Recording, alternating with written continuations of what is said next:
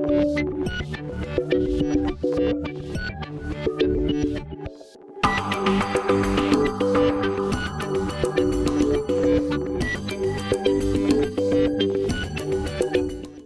todos y todas ustedes bienvenidas, bienvenidos a esta tercera mesa del Seminario Internacional, un centenario de los tribunales constitucionales. Como ustedes saben, un esfuerzo conjunto, colectivo, entre el Instituto de Investigaciones Jurídicas de la UNAM, el Instituto Iberoamericano de Derecho Constitucional y, por supuesto, el Instituto Max Planck de Derecho Público y Privado.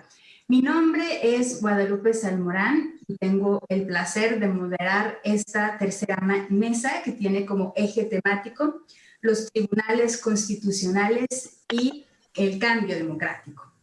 Agradezco al cuerpo organizador de este seminario internacional la invitación a moderar esta mesa. Y la verdad es que tenemos una mesa de lujo. Para mí es un gusto estar con todos ustedes, desde quienes nos acompañan aquí en la plataforma de Zoom, pero también quienes nos están siguiendo desde la cuenta institucional, ¿no?, del Instituto de Investigaciones Jurídicas en Facebook Live. Y decía yo que teníamos una mesa de lujo, tenemos varios invitados que seguramente sus reflexiones serán muy estimulantes en esta mesa. Voy a decir el orden que les propongo a los ponentes de las intervenciones. Me gustaría iniciar con Eduardo Esteva, seguido de Miriam Enríquez. Continuamos con la intervención de Pedro Salazar, después Gerardo Eto y finalizamos con Jorge Silvero, si ustedes me lo permiten. La dinámica de esta mesa, ya la saben, cada uno de ustedes tendrá a disposición de 15 minutos para sus intervenciones, seguido de las cuales abrimos otra ronda de hasta 5 minutos para que puedan reaccionar a las intervenciones de los otros ponentes o bien responder a las preguntas del público.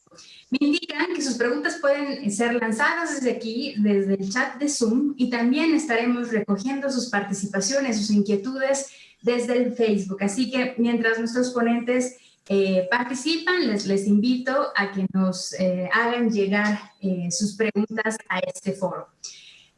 Sin más, bueno, vamos a comenzar con Eduardo Esteva. Eduardo Esteva es decano de la Facultad de Derecho de Punta del Este, es director general del Centro de Documentación y Estudios Constitucionales de Uruguay y director de la revista Uruguaya de Derecho Constitucional y Político.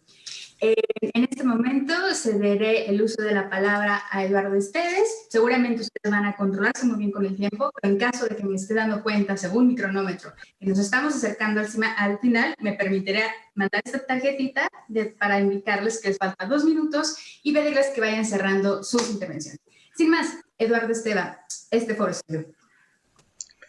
Muchas gracias a las instituciones organizadoras, mi afectuoso saludo a los integrantes de panel, así como a la integrante Miriam Enríquez. Voy a tratar de ajustarme a los ejes temáticos previstos para el punto de esta mesa. Naturalmente que haré algunas referencias desde la perspectiva de mi país, del Uruguay. Originalmente tengo que hacer algunas precisiones. La primera es que no existen en mi país investigaciones completas sobre el tema de la contribución de los tribunales constitucionales o Corte Suprema a los procesos de transición, cambio y afianzamiento democrático en Uruguay. Prácticamente, insisto, son inexistentes las investigaciones al respecto. Por ello, he optado por definir a modo de introducción cuáles serían los grandes estadios que se han podido apreciar en mi país. En Uruguay existe desde la creación por ley del año 1907 la que originalmente se denominó Alta Corte de Justicia. Prevista por la Constitución de 1830, mantuvo ese nombre y su naturaleza hasta la reforma constitucional de 1934, oportunidad en que se le dio la denominación de Suprema Corte de Justicia. No hay, esto no hay un tribunal constitucional. Hay una Suprema Corte de Justicia del Poder Judicial que puede considerarse que hace las veces de un tribunal constitucional, tomando en consideración alguna de sus competencias. Por ejemplo, la de ejercer el control concentrado de regularidad constitucional de los actos legislativos a los efectos de su desaplicación en casos concretos, en procesos, y la competencia de conocer como tribunal de conflictos entre los principales sistemas orgánicos del Estado central y de los gobiernos departamentales. ¿Cuál ha sido el rol de la Suprema Corte de Justicia en el Uruguay en lo que atañe a los procesos de transición, cambio y afianzamiento democrático en el periodo 1920-2020, que es al que corresponde este seminario internacional? Eso me obliga a ubicarme en la Constitución uruguaya de 1918. Esta Constitución tuvo la característica de conformar lo que se llamó la Segunda República Uruguaya, la República Vallista, la República inspirada por el señor José Valle y Ordóñez, que ejerció en 2 oportunidades la presidencia de la República. Una reforma constitucional sustancial que estableció la separación entre el Estado y las iglesias, que organización territorial y por servicios, etc.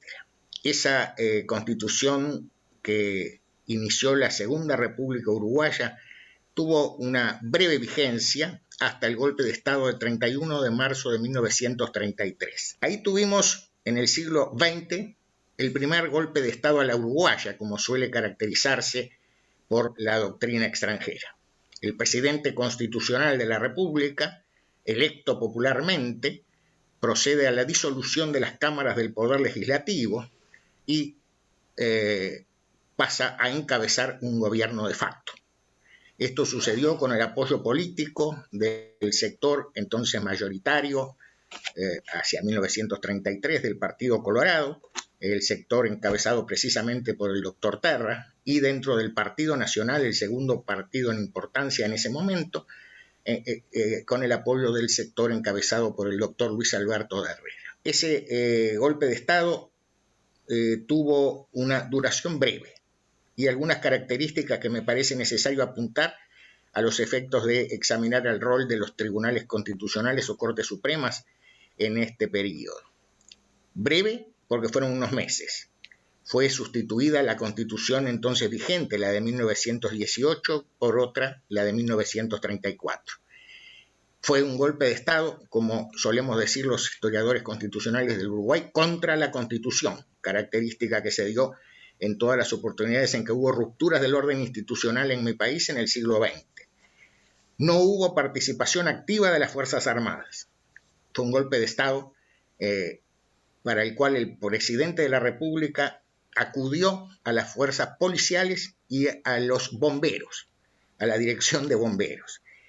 El rol de la Alta Corte de Justicia del Poder Judicial a partir del 31 de marzo de 1933 hasta la institucionalización unos meses después con la nueva Constitución de 1934 fue de absoluta pasividad. No hubo decisiones, declaraciones que afectaran los sucesos y los actos que iban expidiendo el gobierno de facto. Esta situación duró hasta 1942, porque el 21 de febrero de 1942 tenemos otro golpe de Estado a la uruguaya, en este caso encabezado por el presidente hasta ese momento constitucional, el general Alfredo Valdomir, y se invierten los roles de los apoyos políticos. Dentro del Partido Colorado cuenta con el apoyo del vallismo, dentro del Partido Nacional con el apoyo de los sectores opuestos al herrerismo. Esto genera paradojalmente una terminología en la historia uruguaya que es el golpe malo, 1933, el golpe bueno, 1942. El resultado es muy pocos meses también sin participación activa de las Fuerzas Armadas. Es una reforma constitucional de ese mismo año, 1942. El rol de la Suprema Corte de Justicia como órgano cabeza del Poder Judicial fue también de absoluta pasividad. esa Constitución de 1942 se abrió un lapso de continuidad constitucional.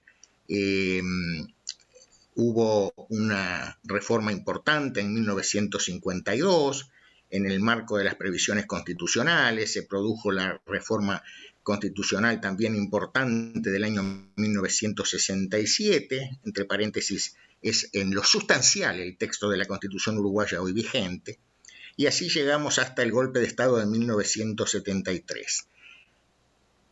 Tenemos un gobierno de facto que, a diferencia de los dos anteriores, tiene una importante duración.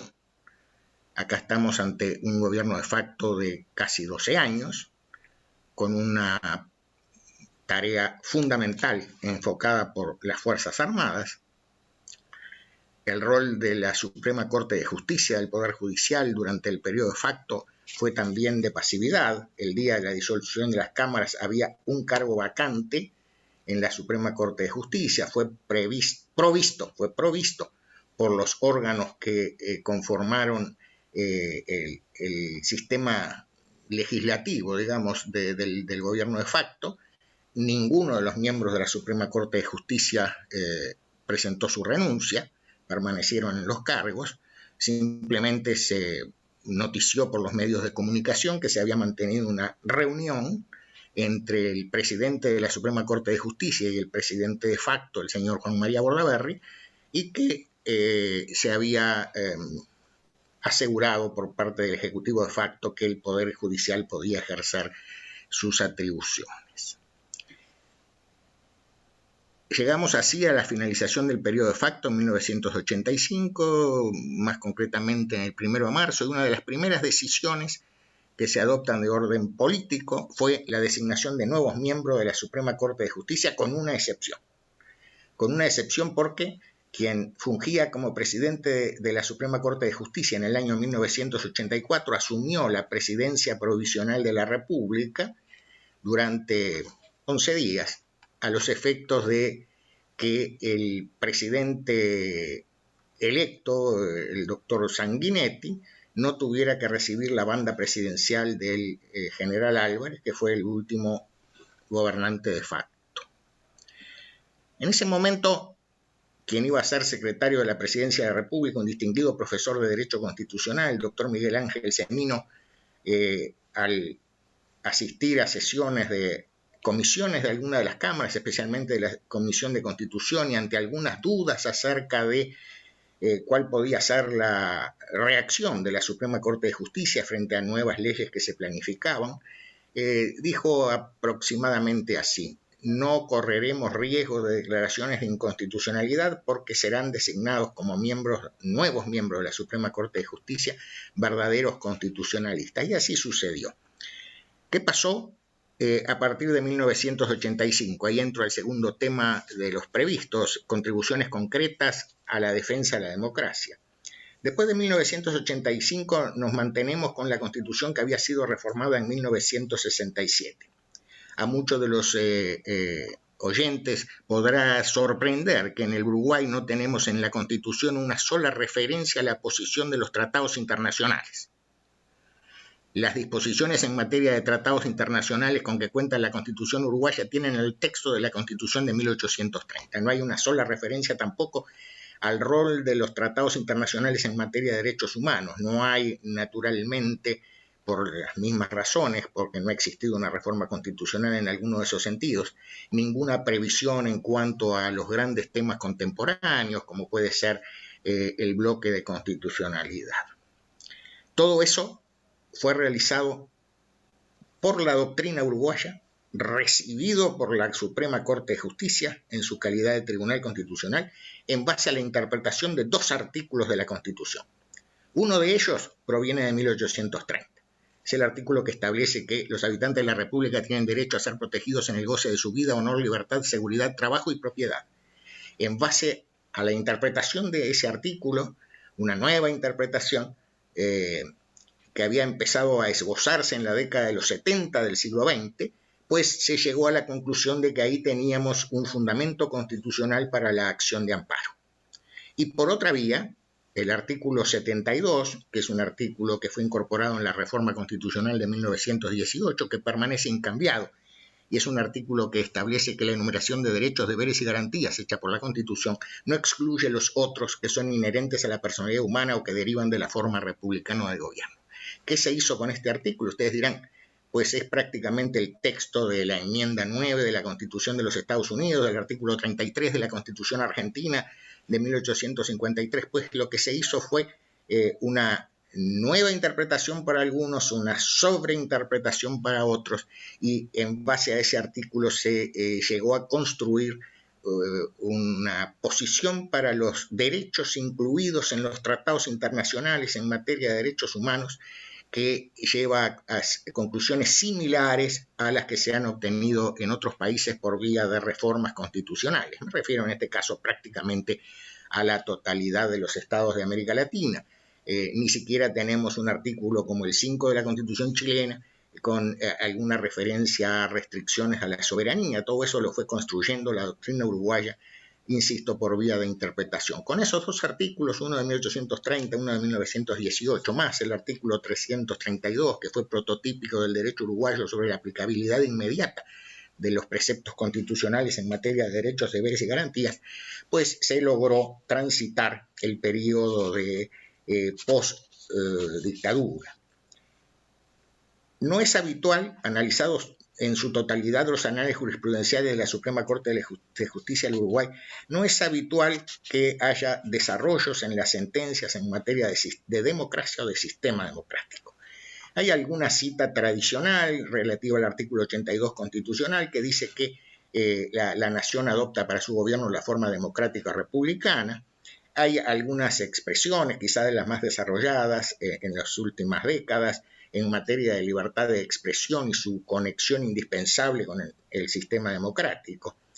Hay una sentencia relevante que es nuestro leading case, la sentencia 365 de 2009, que fue la que declaró la inconstitucionalidad de la llamada ley de caducidad de la pretensión punitiva del Estado, en términos políticos la ley de impunidad, y esa sentencia redactada por el ministro Chediak González plantea algunos de los temas fundamentales de los últimos años en América Latina, el caso de la concepción de Luigi Ferraioli en cuanto a las mayorías y sus errores, ¿verdad? Porque en el caso del Uruguay precisamente tenemos el supuesto de la ratificación plebiscitaria, una en forma directa, una en forma indirecta, en dos oportunidades de la ley de caducidad de la pretensión punitiva del Estado.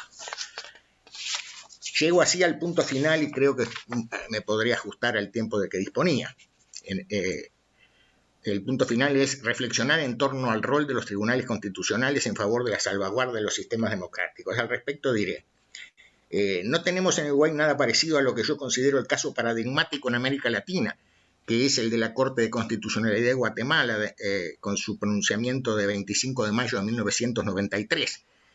Recuerdo las palabras de nuestro apreciado colega Jorge Mario García Laguardia, cuando en tal oportunidad se declaró la inconstitucionalidad del decreto 1/93 por ruptura del orden constitucional guatemalteco, el llamado Serranazo. Acá en el Uruguay no hay nada similar, ¿verdad? El rápido excursus que he realizado de orden histórico demuestra que la Suprema Corte de Justicia, que hace las veces de Tribunal Constitucional, se ha mantenido en su actitud prácticamente prescindente en cuanto a las rupturas del orden institucional, aunque ha tenido, sí, eso creo que lo he destacado, ha tenido, sí, colaboración en el afianzamiento del sistema democrático. A pesar de las objeciones que ha ido haciendo, hay una realidad que muchas veces llama la atención. Es bastante común llegar a la conclusión de que Uruguay cuenta con uno de los sistemas constitucionales de América Latina más asentados y democráticamente más sólidos o solventes. Y también se le suele colocar en los primeros lugares del mundo. En el Uruguay, por razones políticas, no se ha encarado una reforma constitucional que prevea la incorporación de un verdadero tribunal constitucional en toda su proyección. Esto se debe a que en el año de 1980, hace precisamente 40 años en estos días, fue rechazado el proyecto de constitución que ese año fue presentado por las Fuerzas Armadas a consideración de la ciudadanía. Por una mayoría no muy amplia, poco más del 50%, triunfó el no. Y dentro de ese proyecto había un tribunal de control político que era lo que se presentaba por las Fuerzas Armadas como un tribunal constitucional. Eso ha generado increíblemente una actitud bastante reacia en mi país a la inclusión en el texto constitucional de un verdadero tribunal constitucional. Y hay algo para la reflexión, en mi país al menos, que permanece latente. ¿Cómo debemos redefinir el concepto de separación de poderes en base a un tribunal constitucional que tenga las competencias y que las ejerza efectivamente de realizar la defensa del sistema democrático? Muchas veces se visualiza en mi país erróneamente que el juez debe mantenerse por fuera de los problemas políticos, cuando en realidad son problemas sistemáticos de democracia. Esa sería mi participación en este momento. Les agradezco la atención. Muchísimas gracias, Eduardo Esteban. Ahora es el turno de Miriam Enríquez. Ella es profesora de Derecho Constitucional de la Universidad Alberto Hurtado y también decana de la Facultad de Derecho de la misma universidad. Miriam, por favor, es tu turno. Igual 15 minutos para tu exposición. Muchas gracias, Guadalupe. Muy buenas tardes para todos y para todas. Buenas tardes, buenas noches, dependiendo del uso horario en que nos encontremos. Quiero comenzar agradeciendo la invitación a las instituciones organizadoras. Para mí es un honor estar aquí y compartir con tan queridos profesores y amigos. Veo que son bien estrictos en el uso del tiempo, así es que tomo nota y comienzo directamente con la presentación. Quiero comenzar haciendo algunas precisiones en relación en la manera en que voy a abordar el tema de los tribunales constitucionales y su aporte al régimen democrático. En primer lugar, me voy a referir al Tribunal Constitucional de Chile, que está vigente desde la Constitución de 1980, porque en Chile hay tribunales constitucionales en la Constitución de 1925 con la reforma del año 1970, pero fue un tribunal que tuvo una vigencia muy breve de solo 3 años y por lo tanto me voy a circunscribir en el Tribunal Constitucional de la Constitución actual. Y señalar que el Tribunal Constitucional chileno es un tribunal que ejerce fundamentalmente una función, que es la del control de constitucionalidad de las normas infraconstitucionales, y una de las características de este Tribunal Constitucional es que no es un tribunal de amparo de derechos fundamentales. A diferencia de otros tribunales constitucionales, no tiene atribuida directamente la función de ser un garante jurisdiccional concreto de los derechos constitucionales. Creo que como una de las conclusiones es que una de las principales contribuciones que hace el Tribunal Constitucional al régimen democrático en Chile es hacer cumplir la Constitución y velar por la supremacía constitucional de esta Constitución. Y me refiero de esta Constitución porque ustedes bien saben que Chile está transitando un proceso constituyente que va a suponer, ya lo sabemos, a partir del 25 de octubre, el dictado de una nueva Constitución, y justamente el Tribunal Constitucional es de aquellas instituciones que probablemente va a ser modificada en su contenido, en su fisonomía y en sus atribuciones. Como itinerario, quiero significar un par de casos en que el Tribunal Constitucional chileno intervino en episodios relacionados con la protección de la democracia. Solamente un par de episodios porque en realidad son bastante acotados los casos en que ha tenido que resolver este tipo de tensiones. En segundo término, voy a analizar cómo la objeción democrática o la crítica contramayoritaria respecto de todos los tribunales constitucionales se hace también respecto del Tribunal Constitucional chileno, pero que en este último tiempo se ha agudizado a tal punto que probablemente, insisto, el Tribunal Constitucional vaya a cambiar mucho a propósito de este cambio constitucional que estamos tramitando en Chile.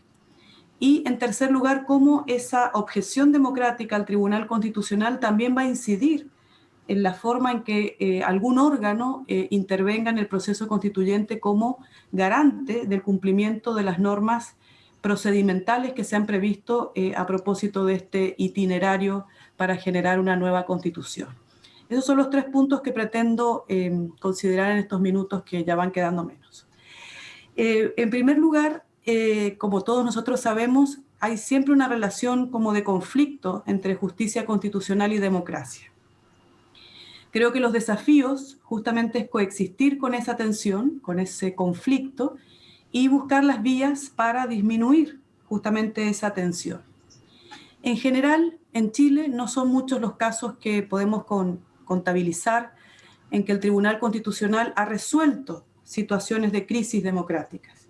Las que se pueden identificar con toda claridad están generalmente vinculadas a la transición a la democracia. Pensemos que este Tribunal Constitucional comenzó su vigencia en la década de los 80 en circunstancias que estaba imperando un régimen autoritario del presidente Augusto Pinochet. Y en ese contexto podemos ubicar justamente 2 casos que son los paradigmáticos relacionados con la protección de la democracia. El primer caso se denomina Tribunal Calificador de Elecciones. Este es un órgano que está encargado de velar por la legitimidad de los procesos electorales, y una norma de la Constitución del 80 contemplaba la instalación del Tribunal Calificador de Elecciones con motivo de unas elecciones que son las parlamentarias. Sin embargo, no estaba previsto para la elección que suponía un plebiscito presidencial del año 1988. En ese plebiscito del año 1988, la ciudadanía en Chile tenía que definir si se renovaba el mandato del presidente Augusto Pinochet por 8 años más. El objetivo de esa norma constitucional es que ese Tribunal Calificador de Elecciones no estuviera vigente al momento de realizar ese plebiscito presidencial de 1988.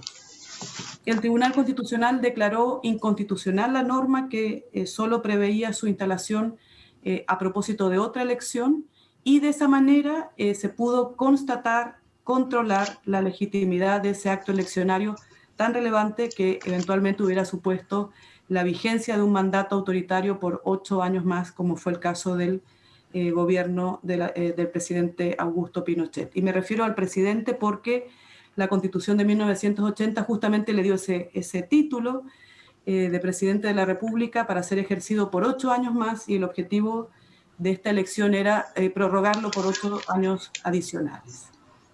El segundo caso también, este es un caso del año 1985, el caso que les voy a relatar ahora es del año 1987, es el caso que se denomina Clodomiro Almeida. Es un requerimiento que se presentó por el Ministerio del Interior contra el presidente del Partido Socialista para que se aplicara respecto de esta autoridad del Partido Socialista una disposición, que es el artículo 8º de la Constitución, que ya está derogado y se derogó en el año 1989, que establecía un ilícito constitucional para aquellas personas que profesaran algunas ideologías políticas.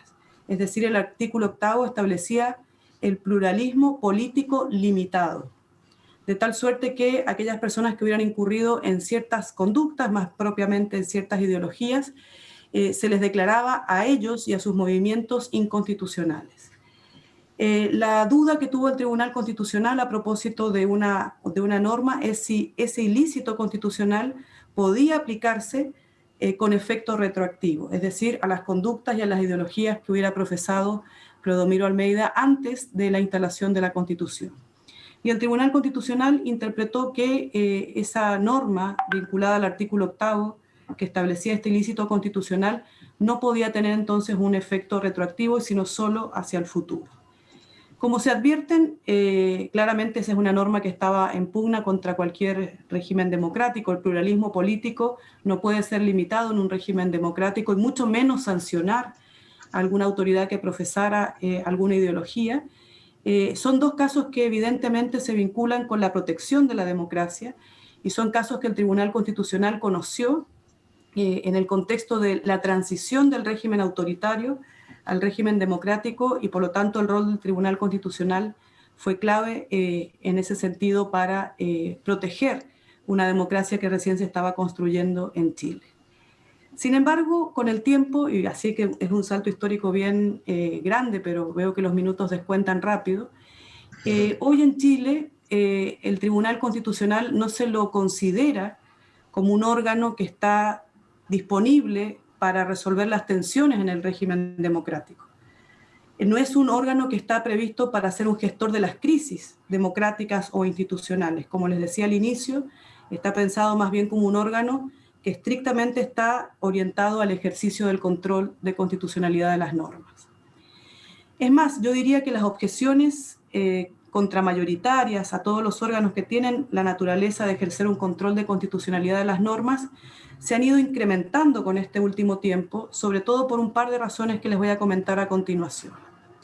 Tanto es así que previo a lo que en Chile le denominamos el estallido social, que ocurrió en octubre del año pasado, se tramitaban 10 proyectos de reforma al Tribunal Constitucional. Proyectos que estaban orientados a cambiar la composición del órgano, a limitar sus atribuciones y a sujetar a cierta responsabilidad política al órgano y a sus integrantes. Las razones, como les digo, para valorar de esta forma al Tribunal Constitucional tienen que ver justamente con esta objeción contramayoritaria que yo diría aplica a todos los órganos que ejercen la función de controlar la constitucionalidad de las leyes y que de alguna manera, sin ser órganos de origen democrático, se imponen en algunas ocasiones a la propia voluntad del legislador mayoritario. Sin embargo, lo complejo para el caso chileno es que el control de constitucionalidad que realiza el Tribunal Constitucional es un control previo.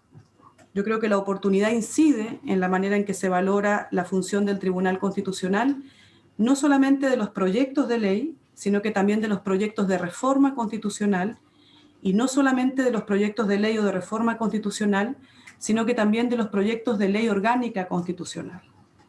En términos muy simples, en el caso chileno, por ejemplo, para modificar una ley orgánica constitucional se requiere de una mayoría de 4/7 de los diputados y senadores en ejercicio. Podría ocurrir entonces que, y suele ocurrir, que una minoría se imponga y haga que eso implique la mantención de la normativa vigente, es decir, del statu quo. Y lo que ha pretendido la sociedad chilena en este último tiempo es justamente cambiar la legislación que se dictó al alero de la Constitución de 1980. Entonces, estas altísimas mayorías han sido sumamente difíciles de alcanzar. Y cuando se han logrado 4/7 de los diputados y senadores en ejercicio, en muchas ocasiones el Tribunal Constitucional las ha declarado inconstitucionales. Esto ha generado de alguna manera un gran malestar en la sociedad, que estima que en asuntos altamente sensibles, políticamente muy sensibles, el Tribunal Constitucional, al ejercer el control de constitucionalidad previo y obligatorio de las leyes orgánicas constitucionales, se impone a la voluntad difícilmente lograda por las mayorías, por estas altísimas mayorías. Solo a modo de comentario, probablemente la noticia más contingente del día de hoy es justamente el hecho de que una reforma constitucional aprobada por los 2/3, que permite el retiro del 10% de las pensiones de las personas para hacer frente a las crisis económicas, han sido sujetadas por el presidente de la República a un control por el Tribunal Constitucional. Entonces, la percepción de la ciudadanía es que una reforma constitucional lograda con una altísima mayoría es posible que sea declarada inconstitucional por el Tribunal Constitucional en el ejercicio de esta función de control previo. De alguna manera, algunos dicen que el presidente ha hecho con este ejercicio de someterlo al control previo de constitucionalidad prácticamente un golpe de gracia a este órgano de justicia constitucional. Desde ese punto de vista, las críticas al carácter contramayoritario se le suman también el hecho de que el Tribunal Constitucional chileno no se encuentra sujeto a un control político, no solamente de sus decisiones, sino que también de sus miembros, y se han buscado alternativas para establecer algún tipo de responsabilidad. Voy avanzando porque veo que el tiempo es breve. En ese sentido se han hecho distintas propuestas de cambio al modelo de justicia constitucional de cara justamente a un proceso constituyente que ya se inició. Las propuestas de cambio constitucional prácticamente van desde mudar de modelo de justicia constitucional transitando de un modelo concentrado a un modelo judicial difuso. Eventualmente, una propuesta también es mantener el control de constitucionalidad en el Tribunal Constitucional, pero limitando o acotando sus atribuciones, y muy pocos sostienen, yo diría que prácticamente no llega a ser minoritario, la posición de que el Tribunal Constitucional debiera permanecer tal como está, es decir, sin modificaciones. Creo que el comentario que quisiera dejar especialmente instalado a propósito de mi participación es que el Tribunal Constitucional probablemente hoy es uno de los órganos cuya necesidad de modificación es la que más se siente a propósito del proceso constituyente en curso. Las alternativas en general están más bien orientadas, si uno pudiera establecer como propuestas mayoritarias, a mantener el órgano de justicia constitucional en el Tribunal Constitucional, es decir, mantenerlo concentrado en el Tribunal Constitucional, pero limitando sus atribuciones de control previo, eventualmente excluyendo el control previo de los proyectos de ley en general. Claramente, otra propuesta es a eliminar un tipo especial de ley como son las leyes contramayoritarias, y eventualmente dejando el control previo, por ejemplo, para los tratados internacionales, eventualmente para la reforma constitucional, solo en la perspectiva de lo procedimental.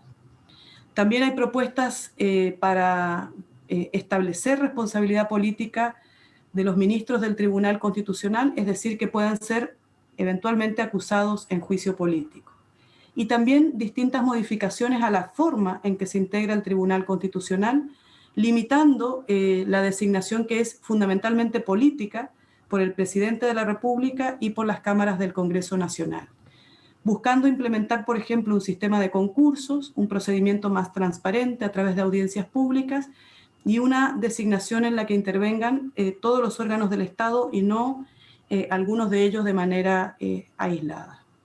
Termino porque estoy prácticamente al término del plazo del tiempo, para comentarles que el proceso constituyente, tal como se ha definido, excluye justamente a raíz de todas estas críticas al Tribunal Constitucional de cualquier tipo de tuición o cuidado del cumplimiento de las normas procedimentales que debe seguir la Convención Constitucional. Esto lo dejo al final para graficar justamente la percepción que hay a nivel nacional, en el caso chileno, sobre el rol que ha desempeñado el Tribunal Constitucional, sobre sus objeciones, sobre sus críticas, y justamente eso supuso que al momento de diseñar el proceso constituyente, este es un proceso que supone dictar una nueva constitución, sin embargo es un proceso reglado, con límites e incluso con control, y el control del cumplimiento de las normas procedimentales ha quedado radicado en una comisión integrada por 5 ministros de la Corte Suprema, que serían eventualmente elegidos por sorteo, y no en manos del Tribunal Constitucional, que probablemente hubiera sido el órgano previsto para ejercer algún tipo de control, no creo que de los contenidos, pero sí del cumplimiento de las normas procedimentales, justamente por esta valoración que hay de las funciones, de la integración y del ejercicio de las atribuciones de este órgano de justicia constitucional. Muchísimas gracias por el tiempo y por la atención. Muchas gracias a ti, Miriam, por tu intervención, sobre todo estas últimas reflexiones que seguramente tendrás oportunidad de profundizar más, sobre todo a la luz del proceso constitucional pues, que ya arrancó.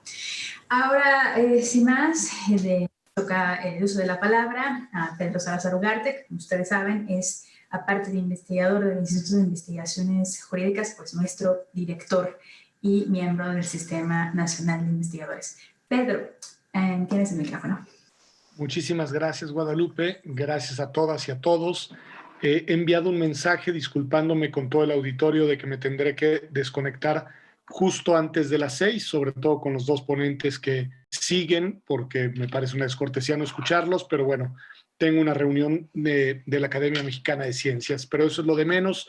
Quiero agradecerle mucho a Eduardo y a Miriam sus exposiciones y, por supuesto, a los colegas y a las colegas organizadores a quienes en la mañana tuve la oportunidad de saludar. Me parece muy interesante todo lo que se ha planteado.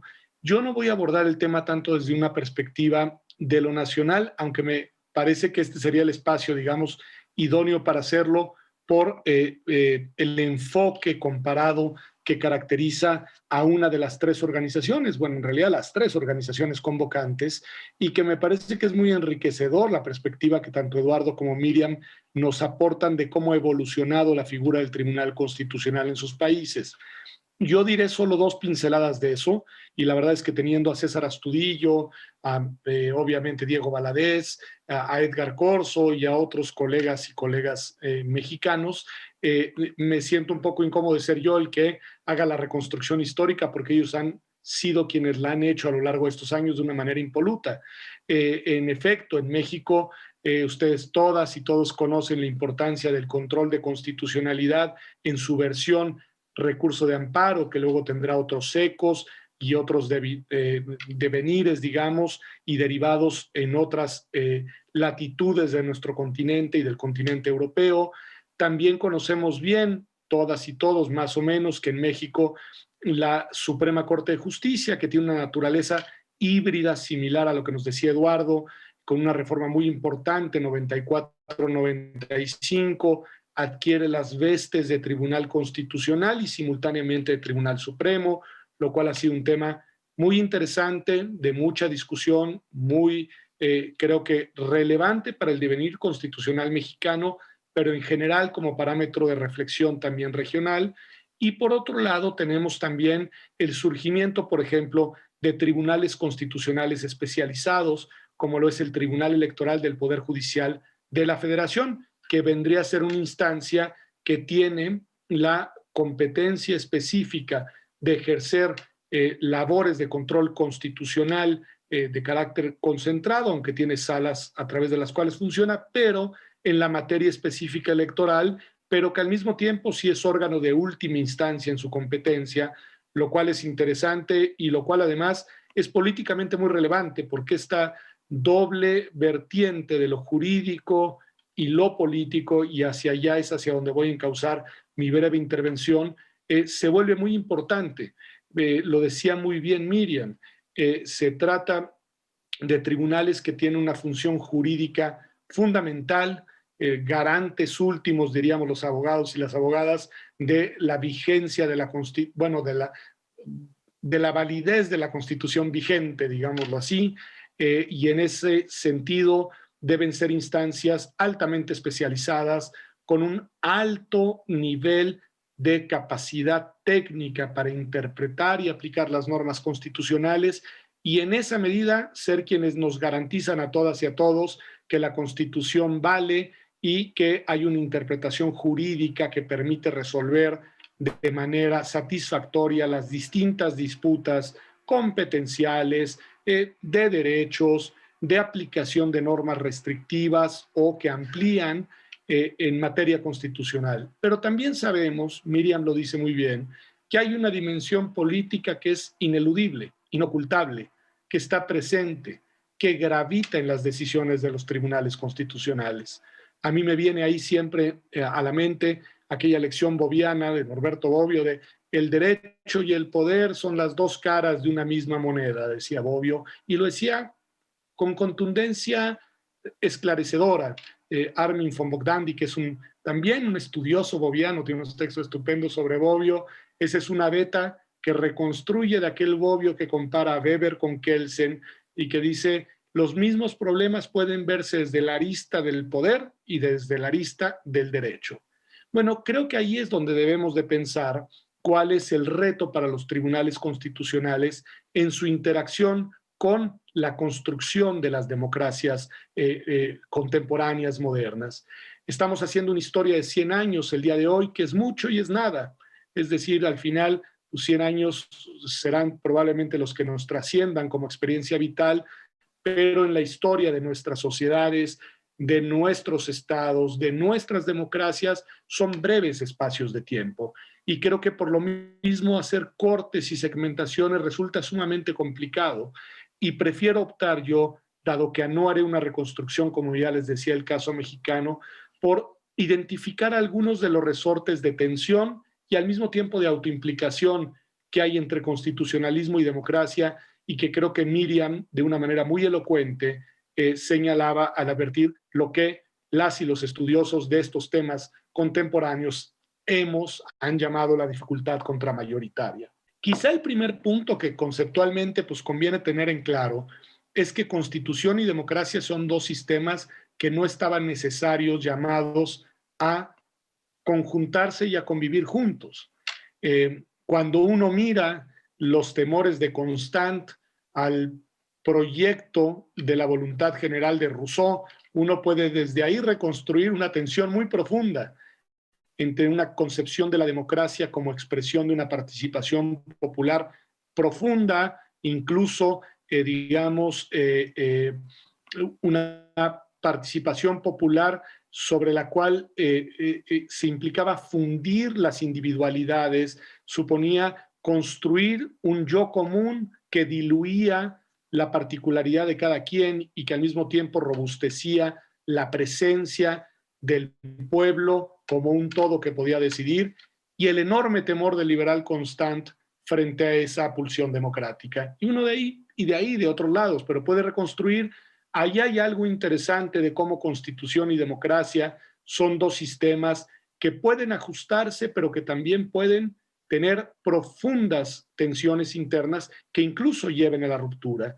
El tema muy importante para los demócratas de que la Constitución no se convierta en una, digamos, camisa de fuerza que les impida impulsar cambios en el interés popular, y del otro lado, la reflexión de los constitucionalistas de que las pulsiones, pasiones y fuerzas democráticas pueden ser muy lesivas a ciertos derechos y sobre todo a los derechos de las minorías.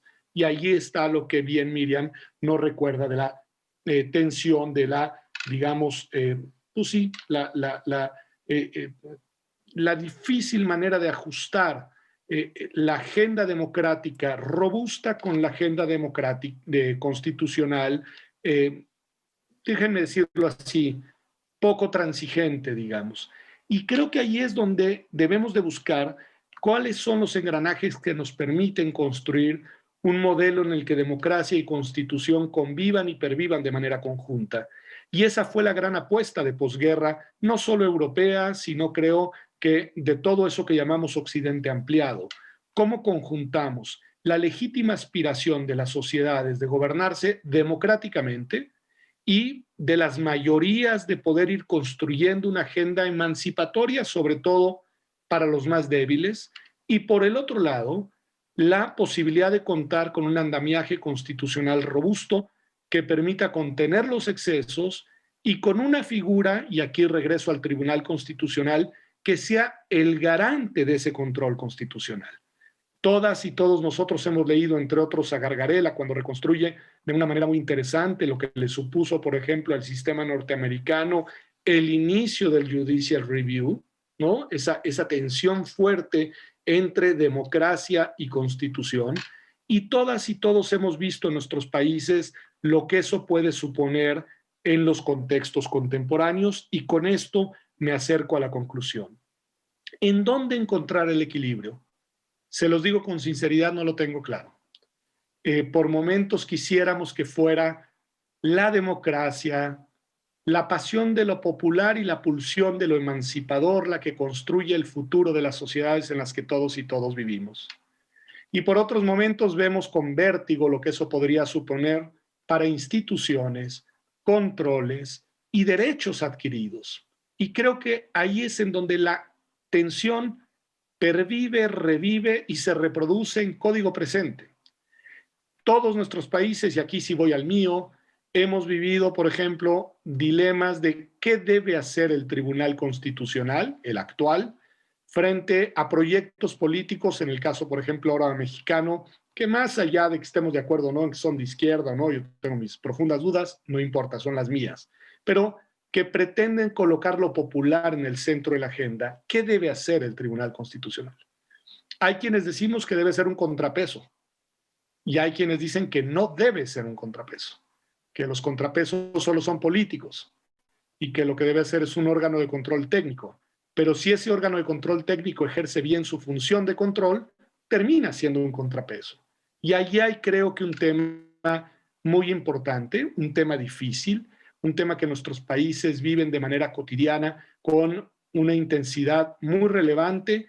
Por ejemplo, y aquí está mi cierre, en el caso mexicano tenemos un gobierno hoy que, déjenme dejar ideologías de parte y adscripciones políticas también en otro lugar, que pretende transformar la historia del país en 6 años. El gobierno habla de una cuarta transformación. ¿Qué supone eso? Muchas cosas, pero entre otras, construir en muy poco tiempo una hegemonía política capaz de cambiar las reglas del juego.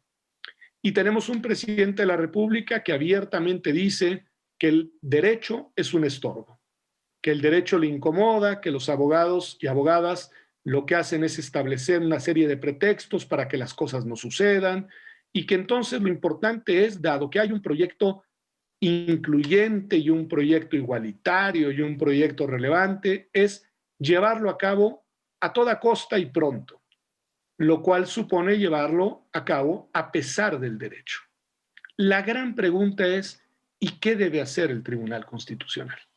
Y creo que es una pregunta de enorme relevancia y de enorme actualidad, porque hay quienes sostienen que el Tribunal Constitucional debe ser un acompañante facilitador del cambio, y hay quienes sostienen que el Tribunal Constitucional debe ser ese garante que dice no cuando hay que decir no, con la Constitución en la mano, y que es capaz de asumir las consecuencias de esas decisiones que sin ser intransigentes son constitucionalmente verificables, sólidas y confiables.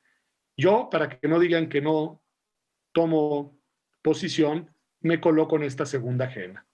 Yo quiero que el Tribunal Constitucional sea esa institución de contrapeso, garante de la Constitución, y que le sepa decir no cuando haya que decir no a los actores y a los poderes que legítimamente y con las urnas de su lado los colocan desde el lado de la mayoría. Pero bueno, ahí sí es una opción de cada quien, pero ahí lo constitucionalista, lo contramayoritario y lo comprometido con la agenda de los derechos me gana absolutamente en mi agenda personal. Muchas gracias y muy buenas tardes, con una enorme disculpa porque solo escucharé a mis colegas los próximos 8 minutos. Muchísimas gracias, Pedro, por tu intervención. Ahora toca el turno de Gerardo Eto Cruz. Gerardo es exmagistrado del Tribunal Constitucional de Perú y exdirector del Centro de Estudios Constitucionales de dicho tribunal.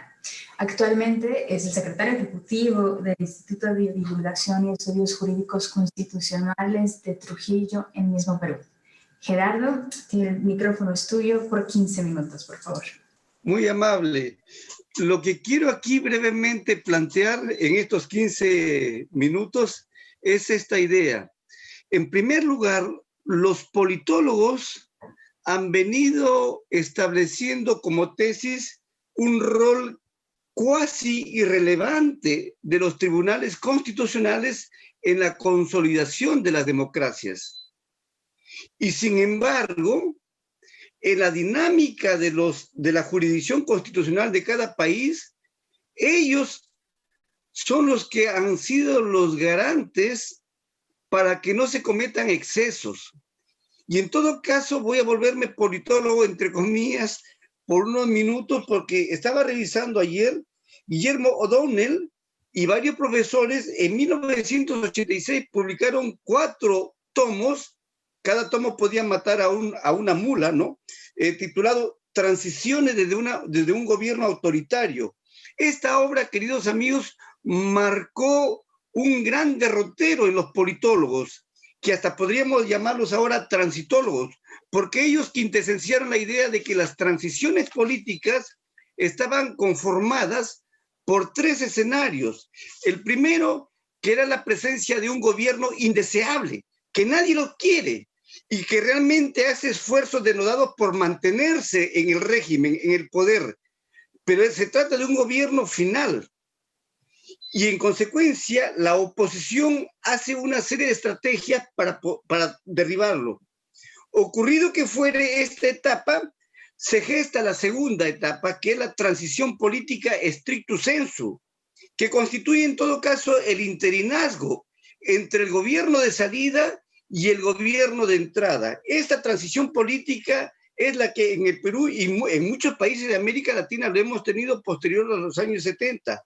Y finalmente tenemos la última fase de la transición política stricto sensu, que es prácticamente el gobierno de llegada, el gobierno democrático que todos querían como consecuencia de este fenómeno que asoló en los años 70 para América Latina y que a partir de ahí se gestó una serie de ideas que los tribunales prácticamente no gestaban nada, pero es que en todo caso la mayoría de los tribunales constitucionales son posteriores a los años 70 y del cual tú, César, tú tienes un excelente trabajo sobre lo que da cuenta con Eduardo Ferrer Magrego también, aparte José Julio Fernández de la experiencia europea, ¿no? Y ni hablar nuestro querido Valadez sobre el control del poder.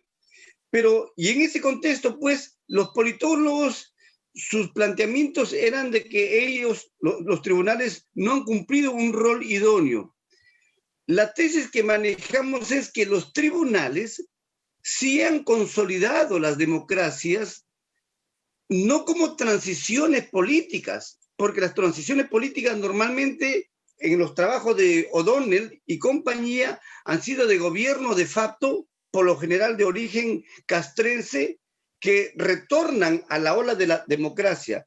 Pero hoy estamos en una ola de democracias con crisis. Y por lo tanto, en ese contexto, ¿qué rol o cómo deben jugar el rol la dinámica jurisdiccional en estas transiciones políticas dentro de los regímenes democráticos? Lawrence, precisamente ahora en la mañana, decía que había que analizarlo dentro de una contextualización. Y aquí hablo algo del Perú. Fíjese, en poco menos de estos días, el tribunal acaba de publicar un fallo en donde ha declarado sustracción de la materia y por lo tanto improcedente una demanda que planteó el Poder Ejecutivo, otrora presidente, el ahora expresidente Martín Vizcarra. Él planteó una demanda como jefe de Estado contra el Parlamento porque el Parlamento había iniciado un proceso para vacarlo. Y entonces él plantea como jefe de Estado, como Poder Ejecutivo, plantea una demanda para detener el proceso. Y pidió inclusive un tema cautelar para que se suspendiera. El tribunal admite la demanda, corre traslado, pero considera que no es momento oportuno para que se pronuncie sobre el tema cautelar. Y sin embargo, la secuencia en el Congreso fue de que siguió el derrotero para declarar la vacancia. Al final no obtuvieron votos y por lo tanto no se le declaró vacante al jefe de Estado. Como consecuencia de ello, el tribunal ha estimado que siendo que todo proceso constitucional es de naturaleza restitutoria, habida cuenta en este caso no ha habido un acto lesivo de usurpación de competencias por menoscabo y por lo tanto declaró sustracción de la materia y declaró improcedente la demanda. Hay un conjunto de votos en minoría de 3 magistrados que declaran fundada la demanda, pero no para que se le restituya nuevamente al presidente, porque ¿qué ocurre? Que el nuevo presidente ya lo tenemos, en menos de una semana hemos tenido prácticamente 3 jefes de Estado, ¿no?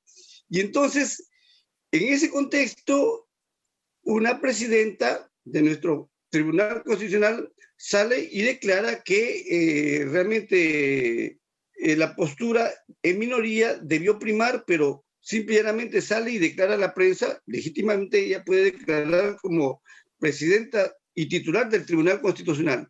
Quiero poner solamente como cotejo que este fallo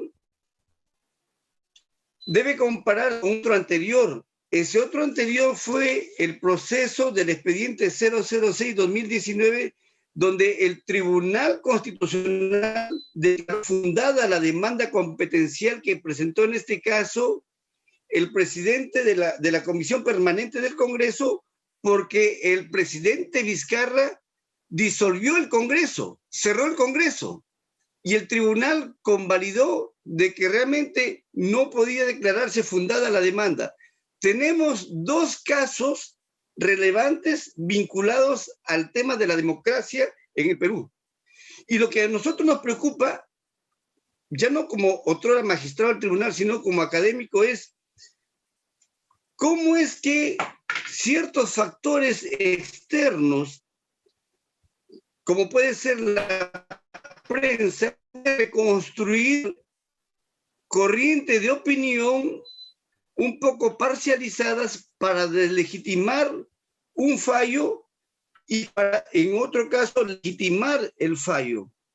Entonces, estos son factores que ya no forman parte de la judicial, sino de los factores externos que coadyuvan para poder legitimar o deslegitimar la presencia del Tribunal Constitucional. Desde luego, todo Tribunal Constitucional constituye una pieza importante en el ajedrez geopolítico interno de un país. Y sin embargo, el tribunal obviamente tiene competencias que vienen precisamente de hace 100 años. Cuando Kelsen delinea el Tribunal Constitucional de Austria, ahí estableció, y eso le planteaba cada rato Karl Renner, de que se estableciera expresamente entre las competencias, los conflictos de competencias de los órganos del Estado. Y nuestro tribunal tiene entre la parte de lo que Mauro Capelletti denominaría jurisdicción constitucional orgánica, dos grandes competencias: la declaración de inconstitucionalidad de las leyes y los conflictos de competencia y de atribuciones. Y en ese contexto estimamos que el rol no solamente de nuestro Tribunal Constitucional, sino de todos los tribunales constitucionales del mundo occidental, es precisamente que los tribunales pueden detener el reloj de la historia o adelantarla según un poco la postura heterodoxa o la concepción política que manejan en el interior los miembros de los tribunales constitucionales. En otras palabras, si bien están instrumentalizados los procesos constitucionales, muchas veces más bien ya dependerá de la propia cosmovisión ideológica política que tengan los magistrados de los tribunales constitucionales.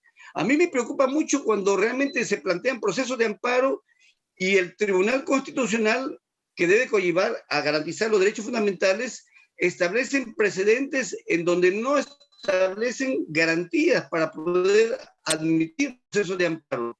Siempre pensaba yo lo siguiente: no se puede concebir que un sacerdote oficie misa si no cree en Dios. Ergo, por tanto, no se puede concebir que un juez tutele la democracia o los derechos fundamentales si tiene un descreimiento o un escepticismo en torno a ello. Y en consecuencia, hablar en estos momentos sobre lo que es el tema de los tribunales constitucionales y los cambios democráticos es hablar ya no de la postura de hace 34 años que plantearon los politólogos Guillermo O'Donnell y compañía, sino significa hablar de estas crisis que viene asolando a nuestra Indo-Iberoamérica, que puede ser Ecuador, en su momento, Chile, que acaba de exponer nuestra profesora, Bolivia, y ni hablar de Venezuela, que es un fenómeno más complejo, y el Perú, que hace menos de 10 días hemos vivido una reacción probablemente muy legítima de la juventud, que ha empezado pues a asumir una postura de protesta, pero que esta protesta tiene que ser encaminada dentro de los parámetros de lo que debe ser el respeto a lo que expone el Tribunal Constitucional en sus fallos. Hoy por hoy, la sentencia de los tribunales constitucionales, producto de factores externos como son la deconstrucción de la realidad por prensa, que establece una posverdad y que pretende delegitimar, es un factor que hay que empezar a estudiar. Hoy por hoy, los roles de las prensas, de los medios de comunicación, si bien es legítimo, yo daría la vida para que se mantengan las libertades preferidas, porque la prensa tiene legítimo derecho para expresar libertad de opinión, libertad de expresión. Pero ¿qué pasa cuando la prensa no ejerce legítimamente la libertad de información? La libertad de información pasa por el test de veracidad. ¿Y qué pasa si ese test de veracidad dan gato por liebre? Y se genera lo que la Suprema Corte en los años 60 creó, la figura de la real malicia, en donde hay un hecho falso como flujo fáctico de la noticia, y sin embargo la prensa lo da por verdadero algo que es falso. Y estos son los momentos que vivimos en estas circunstancias de la pandemia, que forma parte de la arcana imperii. Es decir, hay ciertos secretos de Estado, no solamente de la tormenta mediática del coronavirus, sino también de una tormenta política que asola muchos lugares de América Latina, producto de lo que está generándose, que es la crisis y las ruinas económicas en muchos países, producto de esta situación de la economía. En líneas generales, eso es lo que realmente nos preocupa, y no quiero yo más que dejar sentadas estas ideas, que los politólogos han venido viendo en términos de capiti diminutio el rol de los tribunales constitucionales, y sin embargo los tribunales constitucionales, en los intermitentes fallos, nuestro tribunal, que realmente si sumamos el viejo Tribunal de Garantías Constitucionales más el nuestro, ya tenemos 40 años, ojo, 40 años de jurisdicción constitucional, si sumamos el Tribunal de Garantías Constitucionales con el actual Tribunal Constitucional. Y a lo largo de todos los más de 135.000 fallos que tiene el Tribunal Constitucional, veremos permanentemente que sí han coadyuvado en la consolidación de la democracia en nuestra patria. Eso es, se me quedarán muchas cosas en el tintero, pero por el tema del tiempo lo dejo ahí. Muchísimas gracias. Antes de los 15 minutos, con 40 segundos menos. Muchas gracias. Muchísimas gracias, Gerardo Eto, por tus reflexiones. Ahora vamos a cerrar esta fabulosa mesa con la intervención de Jorge Silvero. Jorge Silvero es profesor de Derecho Constitucional en la Facultad de Ciencias Jurídicas y Diplomáticas de la Universidad Católica de Asunción. Aprovecho este momento para recordarles que pueden hacernos llegar sus preguntas aquí en el chat de Zoom. Pablo nos estará ayudando a recoger sus inquietudes, si las sugiere desde la cuenta de Facebook Live del Instituto de Investigaciones Jurídicas. Jorge Silvero, sin más, el micrófono es tuyo por 15 minutos más. Bueno, en primer lugar quisiera agradecer la invitación a participar en este magnífico evento. Quisiera mencionar especialmente al presidente del Instituto Iberoamericano de Derecho Constitucional, el doctor Diego Valadez, un gran amigo, a Eduardo Ferrer, otro colega a quien estimo mucho, a la gente de Heidelberg, al doctor von Bogdandi, a la querida Mariela Morales, un saludo a Henry, su esposo, también a, por supuesto, los grandes amigos César Astudillo y el gran querido Gerardo Eto Cruz, quien realmente me cursó la invitación y le tengo una gran estima a todos los amigos. Compartir la mesa con colegas como Eduardo, como Pedro, realmente es un privilegio, y creo que, y con Miriam, creo que es una noche de grandes ponencias, y yo en mi conferencia de hoy quisiera referirme al tema de la mesa desde este punto de vista. Más bien voy a partir de preguntas y respuestas, lo que me permite llevar análisis a los puntos de interés que tengo, y básicamente me interesa indagar acerca de las circunstancias históricas en las que nace el primer Tribunal Constitucional y cuál fue el razonamiento jurídico detrás de dicha innovación institucional. Estamos hablando de lo que fue 100 años atrás, esas ideas que impulsaron al Tribunal Constitucional de Austria. La idea de un tribunal constitucional como un agente de cambio siempre está presente, pero no significa que el Tribunal Constitucional garantiza un cambio democrático. Factores que influyen para ello, el diseño de competencias, como el sistema de normamiento y las condiciones de independencia e imparcialidad de los jueces. Un momentito, voy a quitar una pantalla acá que me está ahí. Bueno, La idea de preguntas y respuestas es una idea que se configura a partir de una entrevista ficticia al expositor y sobre todo con una idea inicial. ¿Su país cuenta con un tribunal constitucional? Mi respuesta es no, un caso como el de Uruguay. La siguiente pregunta es, ¿cuál es la situación de la democracia en su país? Pues en mi país, Paraguay, es muy mala, a diferencia de Uruguay, el caso de Eduardo. Entonces, señor expositor, si no cuenta con experiencia nacional en materia de tribunales constitucionales ni de democracia, entonces, ¿en qué consistirá su ponencia en esta mesa sobre tribunales constitucionales y cambio democrático? Mire, las experiencias nacionales son importantes, pero no determinantes. Cuando en 1920 Hans Kelsen plasmó en la Constitución de Austria su diseño teórico de una jurisdicción constitucional especializada, él no contaba con una experiencia nacional de la cual partir. Y sin que sea una contradicción, fueron los problemas de su país que lo llevaron a pensar en una propuesta institucional innovadora que coadyuve con el desarrollo democrático de su país. De hecho, Kelsen, siendo jurista, es conocido en Austria y en todas partes como el arquitecto de la Constitución de 1920. Él diseñó un arquetipo de jurisdicción sin parangón hasta ese entonces.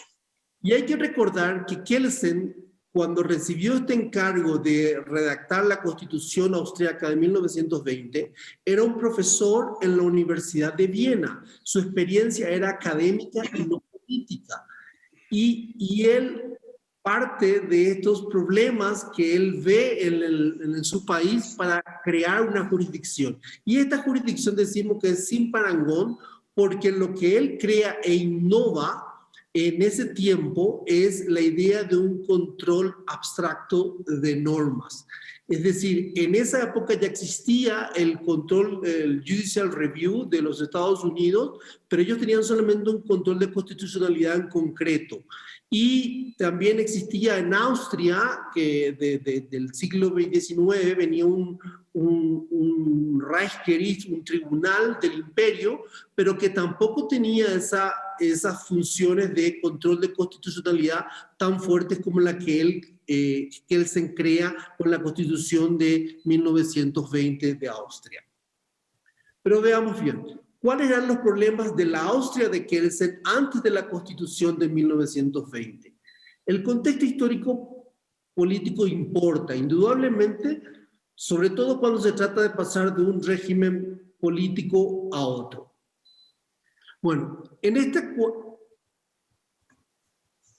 esta tabla vamos a ver, por un lado, los datos históricos generales nada más de la Austria de Kelsen.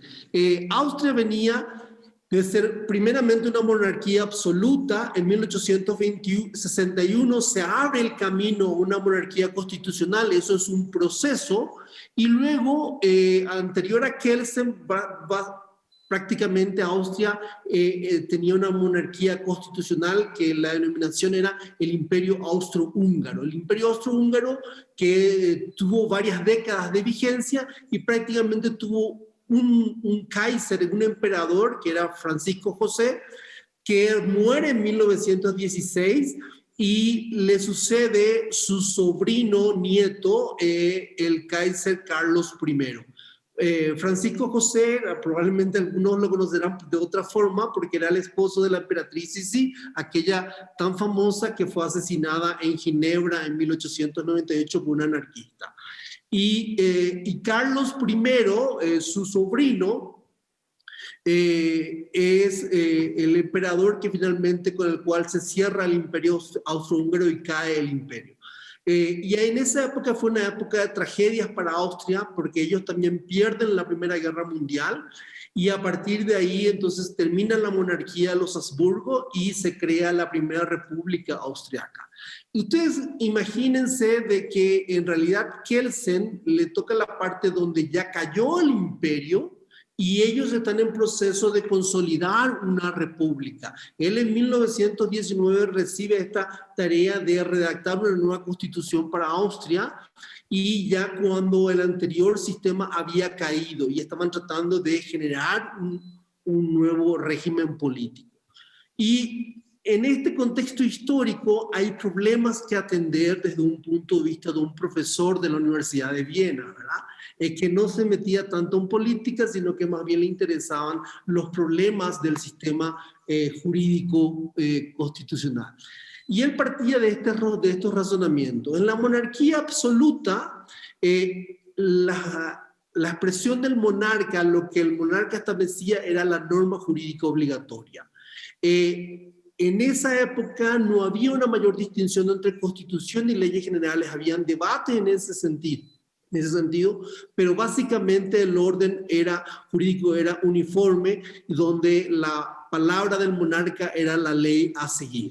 Y desde ese punto de vista, entonces, no había en la monarquía absoluta un problema de constitucionalidad de las leyes. Eso no tenía sentido y no había ningún sistema de control de constitucionalidad. Sería como la etapa cero del control de constitucionalidad.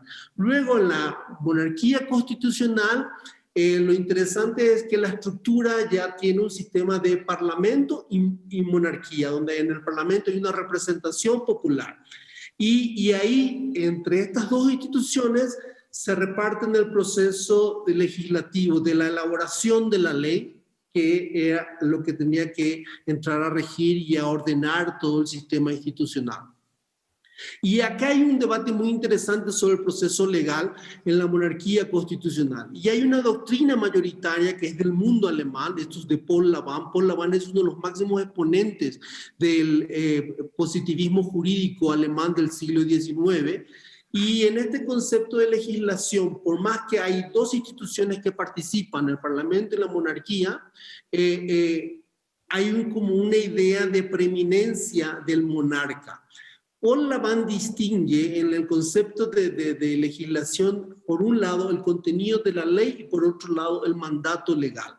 Y este mandato legal para Paul Lavand es el único acto verdadero que puede ser considerado como acto legislativo. Y casualmente ese acto corresponde al monarca. Y el Parlamento solamente se encarga de debatir sobre el contenido de la ley y de tomar una decisión.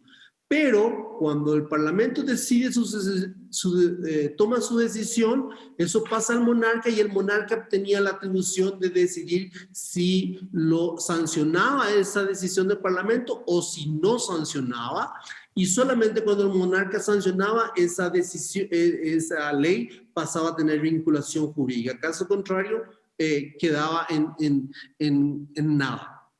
Entonces, por eso es que el sistema de la monarquía constitucional tiene como base lo que se llama el principio del monarca. Y el principio del monarca lo que dice que por más que participen dos instituciones en el proceso legislativo, solo hay un único legislador. Y ese único legislador es el monarca. Esto crea una crítica por parte de algunos autores. El primer autor que criticó esta posición de Paul Lavand fue Jelinek, y Kelsen toma en parte esas críticas que hace Jelinek, y él dice, no, acá tenemos una decisión del Parlamento y luego tenemos la sanción del monarca y en el proceso legislativo, y que ambas condiciones son de igual jerarquía y que ambas condiciones son esenciales para la entrada en vigencia de la ley. De esta forma, él consideraba de que no se podría definir el proceso legislativo en base al principio del monarca, y que la importancia dada a la sanción del monarca como por encima de la decisión del Parlamento estaba basada más en consideraciones histórico-políticas, porque provenían de una monarquía y estaban en una monarquía, y no en un criterio jurídico formal que tenga en cuenta la formación de la voluntad estatal. Es decir, para él este principio monárquico que dominaba el sistema legislativo era más un principio político, no era legal y no estaba asentado en ninguna legislación. Él ahí, como ustedes pueden ver, ya Kelsen le preocupaba estos componentes no jurídicos que formaban parte del proceso jurídico y del mundo del ordenamiento jurídico en general. Desde ese punto de vista, él ya empieza a distinguir esos elementos que para él son impuros dentro del sistema. Bueno, ¿a qué lleva esta doctrina mayoritaria que solo existía un único titular de la función legislativa basada en el principio monárquico, el monarca en sí? Mire, dicha construcción, fundada más en términos políticos que jurídicos, según Kelsen, al tener la firma del monarca, daba cierta certificación de constitucionalidad a las leyes, sin que ya se pudieran considerar imperfecciones técnicas en la elaboración de la ley. De esta forma, el problema de la inconstitucionalidad de una ley se reducía prácticamente a la nada. Es decir, en la monarquía constitucional, cuando el monarca certificaba la ley, básicamente se consideraba esa ley como constitucional y nadie se ponía a debatir sobre las imperfecciones que pudiera tener ese producto legal en el proceso de su elaboración. Y por lo tanto se minimizaba el debate sobre la inconstitucionalidad de una ley. Entonces, eso de vuelta, vemos que si Kelsen vivía si Kelsen recibía un encargo para establecer un control de constitucionalidad bajo el régimen monárquico constitucional, ahí sí hubiese tenido mayores problemas y dificultades para implementar sus ideas. Para él fue, desde ese punto de vista, favorable de que Austria ya se había declarado como república cuando él recibe el encargo y proyecta una jurisdicción constitucional especializada. Bueno, el otro elemento que hay que tener en cuenta es lo siguiente. Cuando Kelsen se refería a la inconstitucionalidad de una ley, presuponía eso un concepto específico de constitución. Efectivamente, para él la Constitución era una norma jurídica suprema dentro de una estructura jerárquica, el Stufenbau, y que regula la elaboración de las leyes.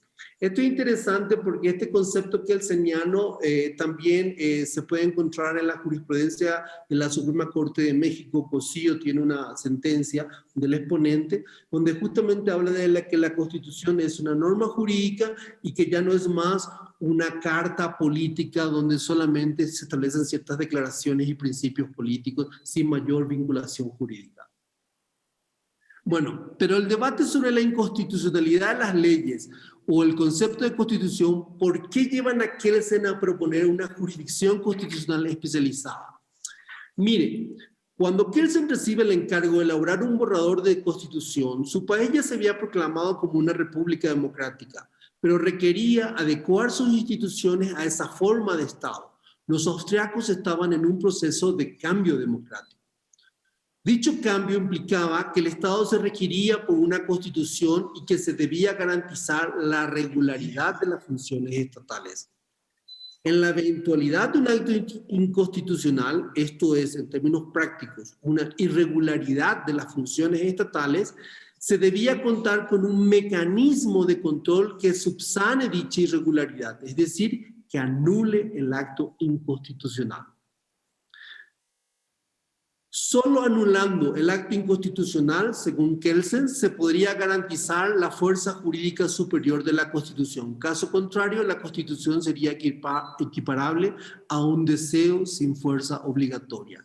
Es decir, ahí, dado que las leyes se elaborarían conforme a lo dispuesto en la Constitución, el control de constitucionalidad de las leyes era una competencia que implicaba un razonamiento jurídico y una verificación entre dos normas jurídicas de distintas jerarquías. De ahí que esa tarea jurisdiccional y se requería de una nueva y especializada jurisdicción en materia constitucional.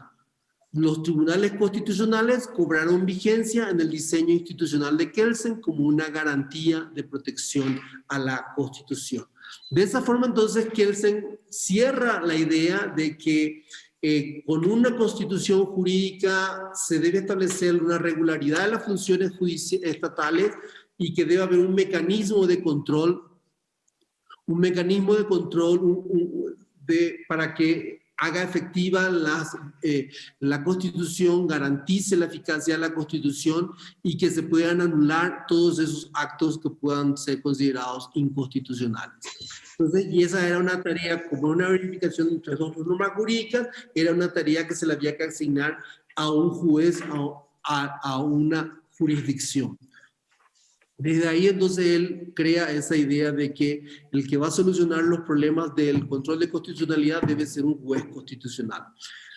Bueno, finalmente, no les convendría, volviendo a su país, no les convendría a Paraguay introducir un tribunal constitucional para favorecer un cambio democrático.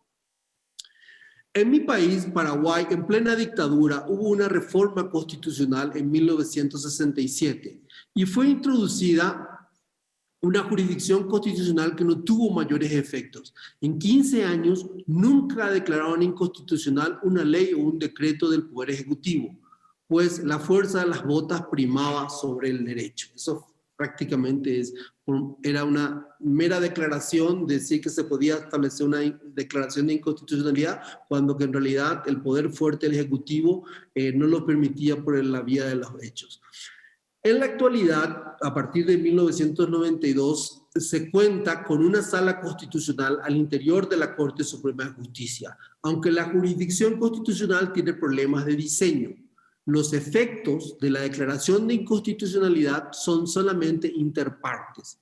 Eso significa que en un caso en concreto, si los jueces constitucionales declaran la inconstitucionalidad de una ley, la misma no se aplica solamente a la parte que solicitó la inconstitucionalidad.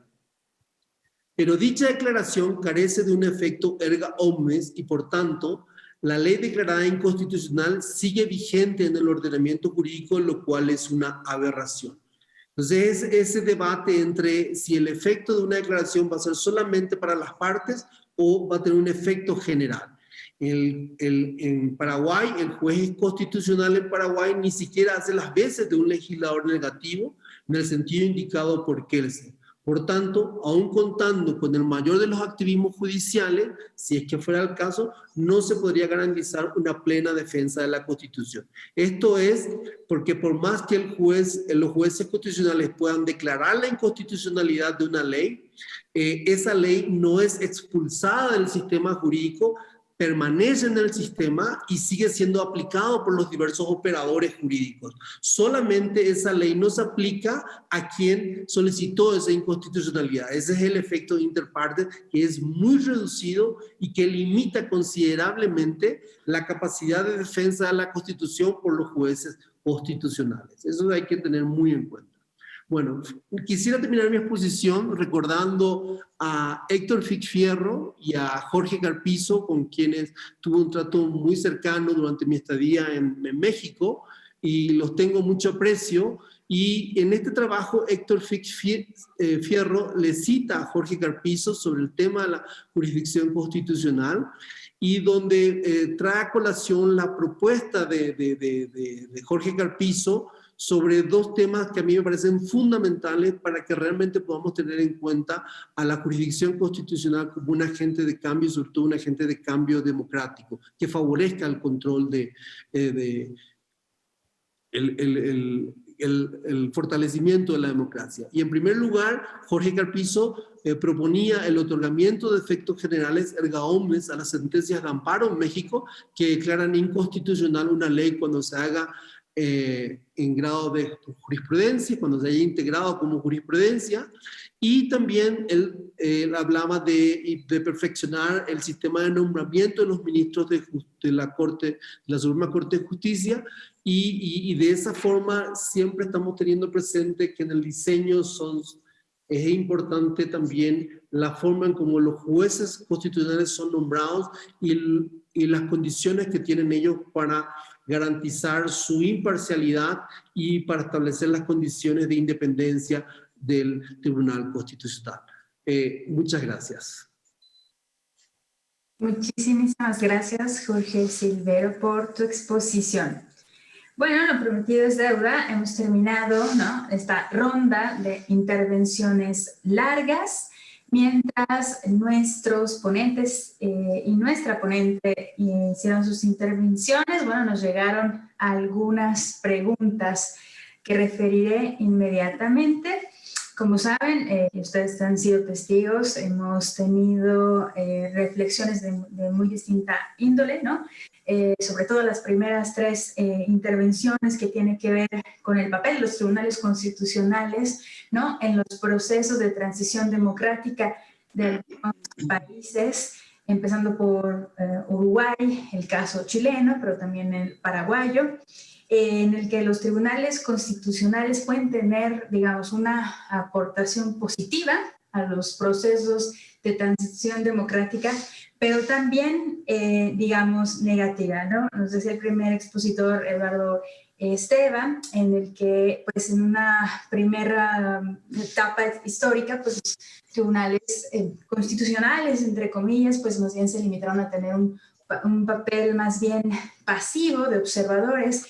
Eso no lo dijo Eduardo, pero lo digo yo, un papel de legitimador, ¿no? De los poderes instituidos mediante golpes de Estado, en el que hemos visto, no en todos los países, los tribunales constitucionales han tenido un papel activo directamente por lo que hace a los principios de la forma de gobierno democrática, pero sí para la garantía y el respeto de los derechos fundamentales, que precisamente son uno de los fundamentos o las precondiciones de la forma de gobierno democrática. En el caso chileno, en cambio, pues sí, con Miriam vimos, ¿no? Algún par de precedentes, o más bien de sentencias paradigmáticas, que por un lado se referían a la institución de este tribunal calificador de las elecciones para el ejercicio de para echar a andar este ejercicio plebiscitario, ¿no? Promovido por el entonces presidente en un contexto abiertamente autoritario, ¿no? Y cómo también la intervención del Tribunal Constitucional ayudó para que se declarara o se considerara inconstitucional, pues, la aplicación con efectos retroactivos de esta disposición, no me acuerdo cómo le llamabas, Miriam, el Instituto Constitucional, ¿no? Que prohibía la adopción de ciertas ideologías, específicamente las socialistas, y que, pues, iba en contra de uno de los pilares, de los principios de la democracia, que es el pluralismo político. Pero sobre todo, y esa cosa me pareció súper importante, de las objeciones contramayoritarias al ejercicio de control de constitucionalidad, precisamente por la naturaleza de ese control, ¿no? Previo y obligatorio. Con Pedro Salazar, pues veíamos reconocíamos, ¿no? Él hacía un ejercicio de reconocer la innegable dimensión política, ¿no? Que tienen en sus manos los órganos jurisdiccionales que están a cargo del control constitucionalidad, del control de constitucionalidad, ¿no? Los jueces constitucionales no solamente necesitan de capacidades técnicas, de capacidades jurídicas, sino también ejercen un innegable rol político. Y esto está totalmente ligado con la intervención de Gerardo, ¿no? Eto, que nos dice cómo alguna parte de la literatura de ciencia política, pues en realidad no se ha ocupado bien a bien del papel de los tribunales constitucionales en política, y se preguntaba precisamente de los factores externos en juego. Para terminar con la intervención de Jorge Silvero, que no solamente nos dicen, fíjense cómo, ¿no? La contribución o las aportaciones de los tribunales constitucionales en los procesos de democracia tienen que ver con las competencias, con las facultades atribuidas a los tribunales constitucionales, sino también, ¿no? Del fortalecimiento de este principio de independencia judicial a partir de una reconstrucción histórica, pero también a partir del pensamiento teórico, sobre todo normativo, de Hans Kelsen.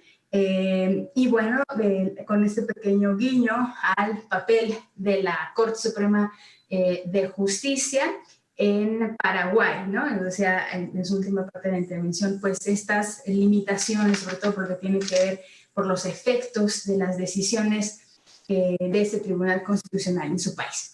Bueno, a ver, ahora sí les prometí que se iba a referir las preguntas y aquí están. Algunas están referidas a algunos ponentes en particular. Hay una que pueden contestarla todos si gustan. Bueno, primero para Eduardo Esteva, dice, la necesidad de instalar un tribunal constitucional en Uruguay, ¿sería verdaderamente útil? Esa es la primera pregunta. Las otras son tres preguntas para Miriam Enríquez.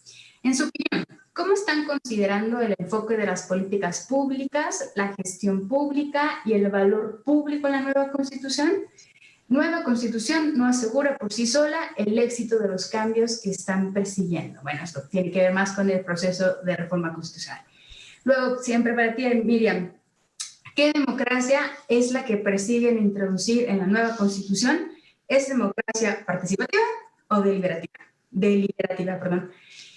Ahora, esta es una pregunta general que muy bien, hubiera podido intervenir Pedro, pero se las digo a todos ustedes. Dice, los excesos en el ejercicio del poder político se han cometido acciones terribles.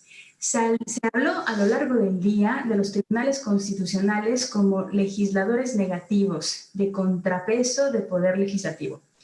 ¿Cuál es la razón principal y función de los tribunales constitucionales como contrapeso del Ejecutivo? El tema es un avispero con respecto de las declaraciones del actual presidente de la Suprema Corte Mexicana diciendo que un expresidente en México coaccionaba a los ministros de la propia Corte. Ahora, la última es una pregunta para Gerardo Eto. Y dice, ¿no cree usted que estamos en una coyuntura de sondocracia y oclocracia alimentada por mera conveniencia ideológica? ¿Cómo enfrentar este grave problema? Y da sus felicitaciones a la intervención de Gerardo. Ahora nos llegó una ultimísima, juro, que de Guillermo Luna. Dice, ¿pueden dar un ejemplo de la contraposición entre democracia y constitución?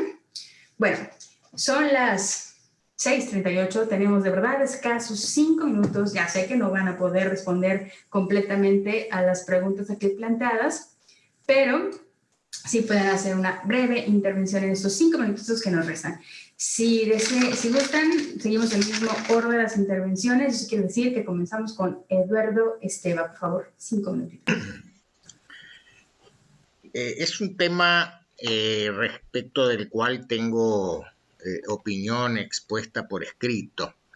Se realizó recientemente en Uruguay una encuesta acerca de si es necesario realizar reformas constitucionales que sean indispensables.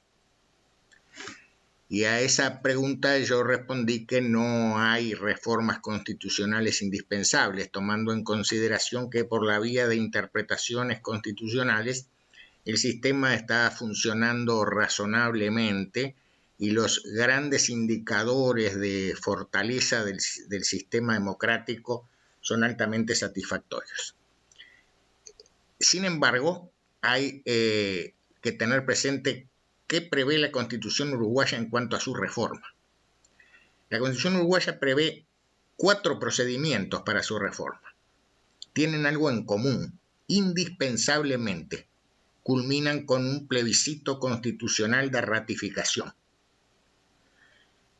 Hay procedimientos de reforma muy simples, caso del de iniciativa del 10% de ciudadanos inscriptos, muy fácil de cumplir con ese 10%. Hay procedimientos sencillos también, como el de la iniciativa de 2/5 de legisladores. Los hay complejos, como el de la convocatoria de una convención nacional constituyente con doble número de miembros respecto de los representantes y senadores. Y hay un procedimiento que ha sido frecuentemente utilizado, además del de la iniciativa popular del 10%, que es el de la ley constitucional, aprobada por 2/3 de voto del total de componentes de cada cámara. Pero el quid de la cuestión es que en Uruguay, con un par de excepciones, se ha dicho históricamente que no hay reforma constitucional sin un acuerdo previo que posibilite superar los guarismos requeridos para el plebiscito de reforma constitucional. Ejemplo, si se trata de una reforma por ley constitucional, 2/3 del total de componentes de cada cámara, en el plebiscito nos conformamos, según la Constitución, con la mayoría absoluta de los que concurran al mismo. Pero si se trata de un procedimiento de alguna de las otras 3 posibilidades, se requieren mayorías que incluso se combinan como forma de establecer válvulas de seguridad del sistema. Entonces, En este momento uno podría pensar que es conveniente utilizar un procedimiento que posibilite un debate profundo, que sería el de la Convención Nacional Constituyente. El último debate de cierta profundidad que se realizó en Uruguay en materia constitucional correspondió al año 1966, porque por vía de iniciativa popular hubo en realidad 4 procedimientos de reforma constitucional que culminaron exitosamente, y uno de esos 4 procedimientos es la Constitución vigente de 1967, con algunas enmiendas menores posteriores. En ese momento hubo posibilidad de un debate, porque uno de los proyectos fue, es un poco complejo de explicarlo en tan pocas palabras, uno de los procedimientos fue el llamado sustitutivo de iniciativa popular. Y entonces eso abrió la posibilidad de un debate en la Asamblea General del Poder Legislativo. Entonces, resumo la respuesta. En lo personal, entiendo que no es indispensable realizar reformas a la Constitución. Segundo, en lo que atañe específicamente al Tribunal Constitucional, hay, por el momento en Uruguay, falta de consenso respecto de ciertos aspectos. 1. Efectos de las sentencias. El efecto erga omnes, como explicaba Jorge, en Uruguay es fuertemente cuestionado.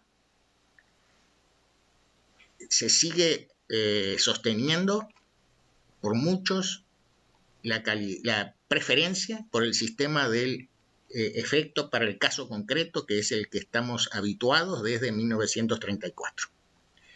Se ha hecho alguna vía de facilitación de los resultados, porque la Suprema Corte de Justicia puede limitarse a declarar que, existiendo ya jurisprudencia sobre la cuestión planteada, mantendrá su anterior criterio, lo cual no implica que haya un stare decisis, una jurisprudencia obligatoria, pero por esa vía hay una posibilidad de reducción de casos.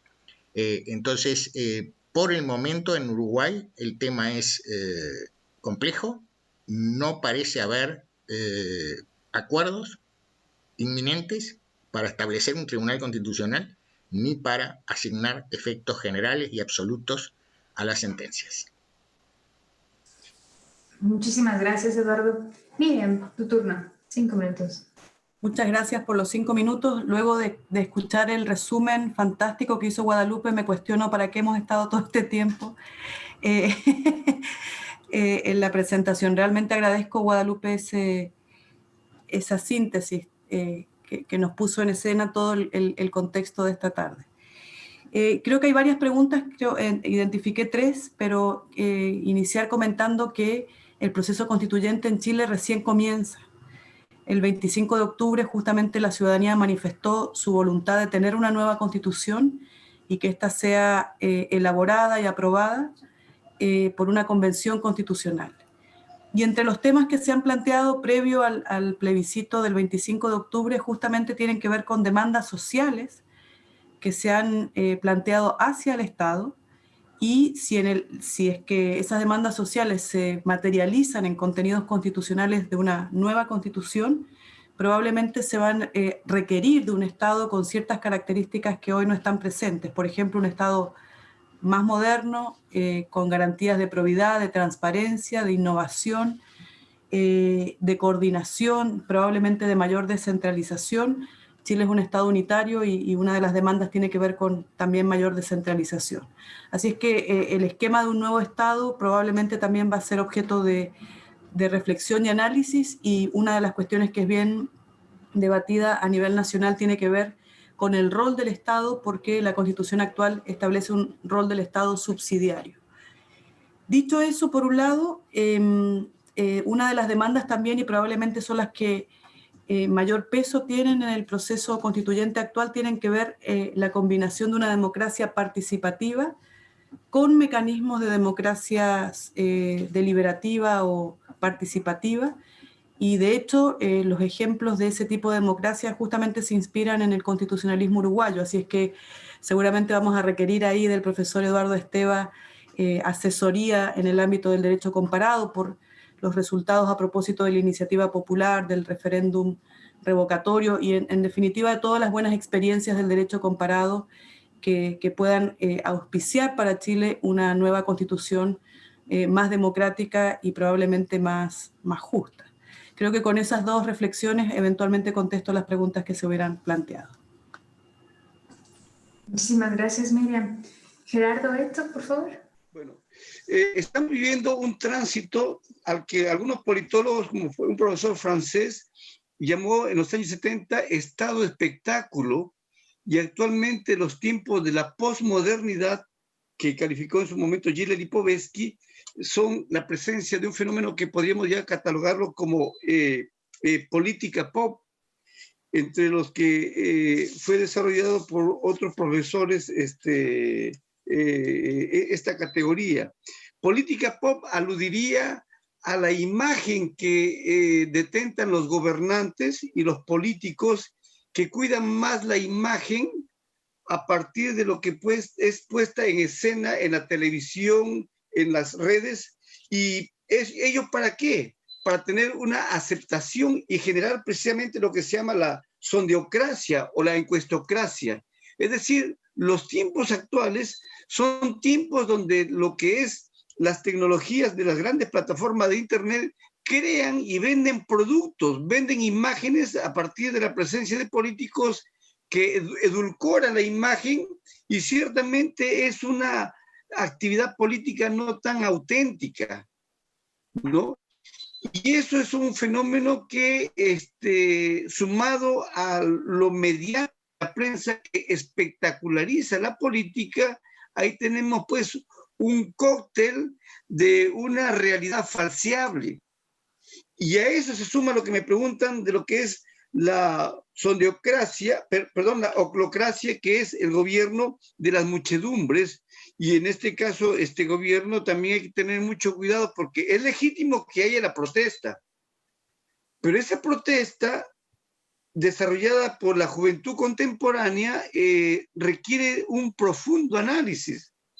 Miren, me voy a arriesgar a decir algunas cosas que de repente no convienen, porque de repente la juventud va a sentirse susceptiblemente afectada.